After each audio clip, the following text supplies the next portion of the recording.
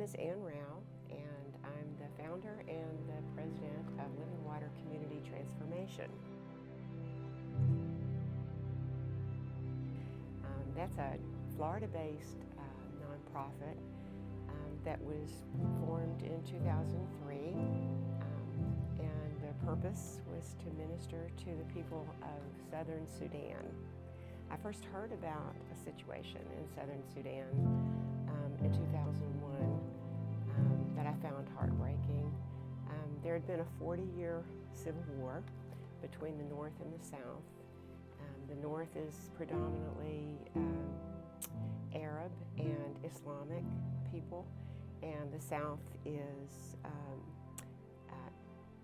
they practice tribal religions and a little bit of Christianity, and they're Black Africans. Also, the South had grassland, oil, and water, whereas the North is primarily desert. So they had a scorched earth policy in place, and genocide was being practiced. They would go through and systematically destroy every village, abducting the women and the girls and taking them back to the North to use as slaves. And they were killing everybody else. The boys they were taking back to brainwash and turn into child soldiers. So the situation was really dire, and every school, every church, road, everything had been bombed out, so that there were hardly any people living in South Sudan. Millions had been displaced and millions had been killed. So I started praying about this, and it became a real burden to me. And one day I remember praying and asking God if He had something that He expected me to try to do to help. And of course, immediately I thought how ridiculous what could a little grandmother in Tampa, Florida do about a situation that's so bad, so long-standing and so far away. Well, fast forward a little bit. In 2003, we were able to take our first medical team, a small team of doctors and nurses, and we worked alongside of a missionary who was trying to train some indigenous men in Bible storying. So the idea was that we would help plant churches, and so that's how we started. And we went back annually and did the same thing, and we did bush clinics, and until we were able to raise the money to build a hospital. My husband and I were affiliated with another organization that funded that. There was no one to oversee the hospital, no doctor available at the time, and so I was asked to be the director of the hospital. And so during that time, I became very much familiar with their culture and their needs. And I realized these people are living in the Stone Age. And they're never going to get out because no one's learning to read and write. They were constantly sick with the same diseases and illnesses and had no idea what was happening. And also, I couldn't understand how we were going to move from these storying centers to mature New Testament churches. So I started a program called a Community Transformation program. And the idea was that I would teach in the community some people of influence a Bible story and a preventative health lesson once a week. And I made a good friend there who could speak English and read and write English, a young woman, and she agreed to do it and lead that in my absence. Well, we decided that we would do it with women, and immediately there was tremendous pushback. I was told that was impossible, that according to their culture, women were not to be educated.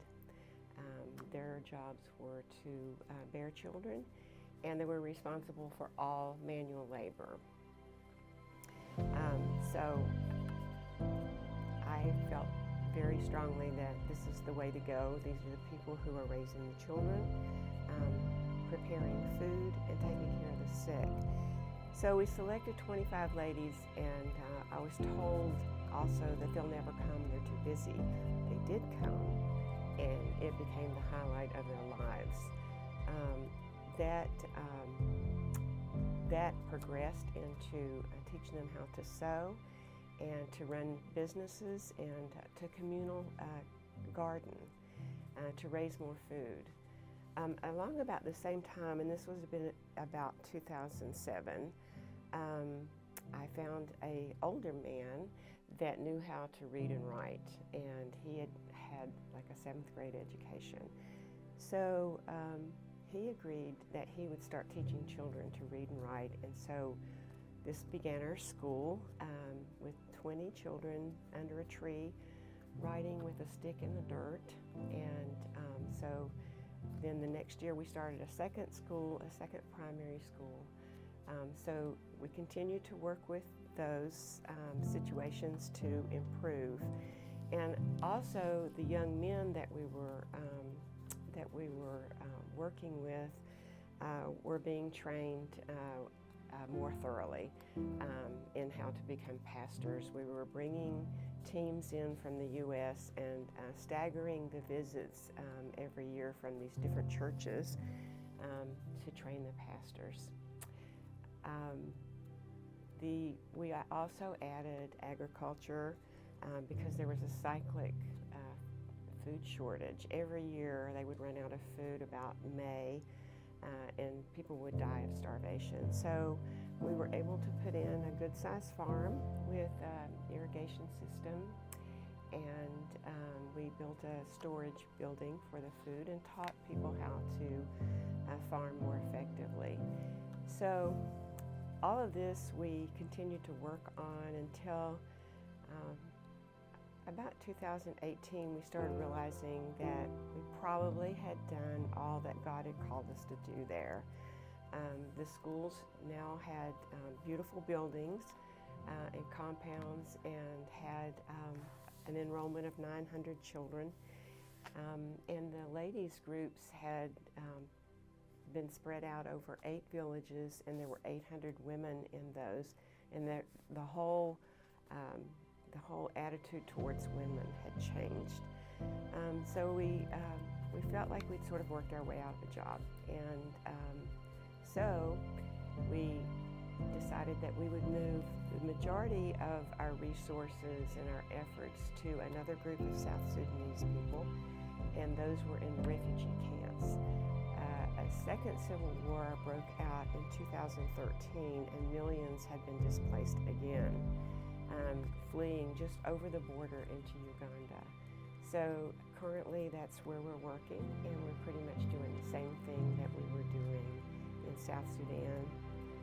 We are so grateful to God for all that He did in South Sudan. We know that nothing would have been possible without His blessing, and we're equally as excited about what He's doing in the refugee camps.